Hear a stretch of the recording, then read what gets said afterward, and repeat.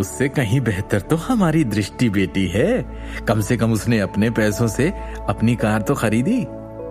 दृष्टि ने गंभीरता से कहा, मॉम, डैड, क्या आपको नहीं लगता कि ये पासा पलटने वाला शिवम है? उसकी वजह से आज हम इतनी बड़ी बेइज्जती होते होते बच गए। आप लोग प्लीज आगे से बाहरी लोगों के सामने उसकी इंसल्ट मत करना, मुझे अच्छा नहीं लगेगा।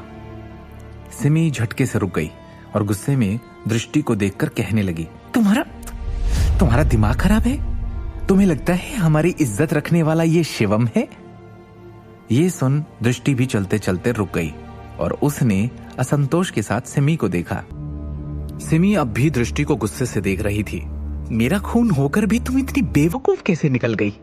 अरे आज हमारी नाक बचाने वाला ये शिवम नहीं, तुम हो। तुम्हारी पोस्ट है जिसके बल पर ये कूद रहा है। तुम्हारे नाम का फायदा उठाकर इसने उस अविनाश नारायण जैसे बड़े आदमी से जान पहचान की है। फिर जरा रुककर उसने शिवम की ओर देखा और फिर दृष्टि को देखकर बोली, अच्छा हुआ तुमने ये इज्जत वाली बात बोल दी, वरना मुझे याद ही नहीं आता। उसने शिवम का हाथ पकड़कर उसका चेहरा अपनी ओर किया और गुस्से से पूछा, कैसे जानते हो स्टार रियल एस्टेट के जनरल मैनेजर को? सच बताना। क्लाइंट हूं मैं उसका। जिस दिन घर खरीदा था उसी दिन से जानता हूं। क्लाइंट हो इसलिए जानते हो? सिमी ने शिवम को संदेह से देखा।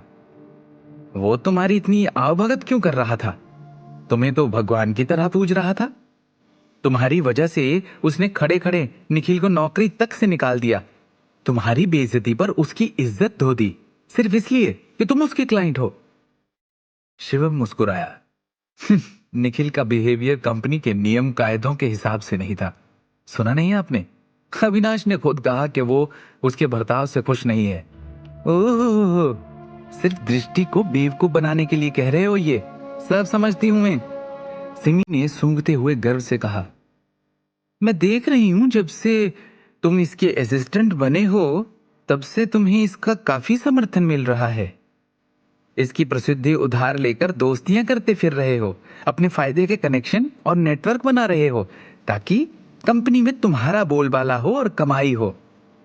दृष्टि के लिए काम करके कमाने लगे हो। उसके project king of the world से मुनाफा भी हुआ है, तभी वाटर गार्डन में घर खरीद पाए हो तुम, है ना?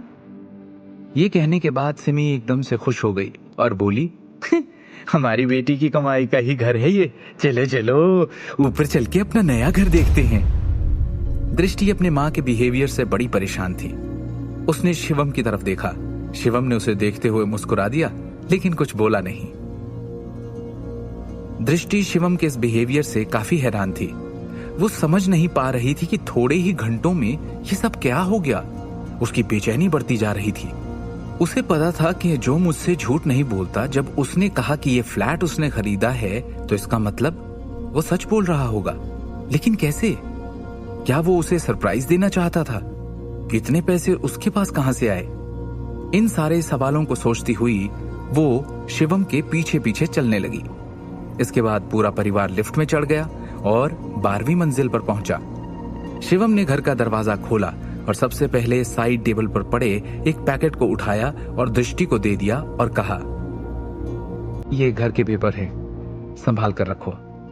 शिवम ने फिर सबको अंदर इनवाइट किया और सबके चेहरों के एक्सप्रेशन को देखने लगा।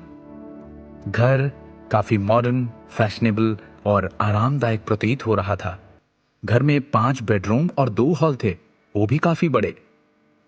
अंदर कदम रखते ही एक विशाल बैठक कक्ष ने दृष्टि का ध्यान आकर्षित किया। उसका चेहरा खुशी से भर गया। वो पूरे घर को अवाक होकर दाएं बाएं ऊपर नीचे देख रहे थे।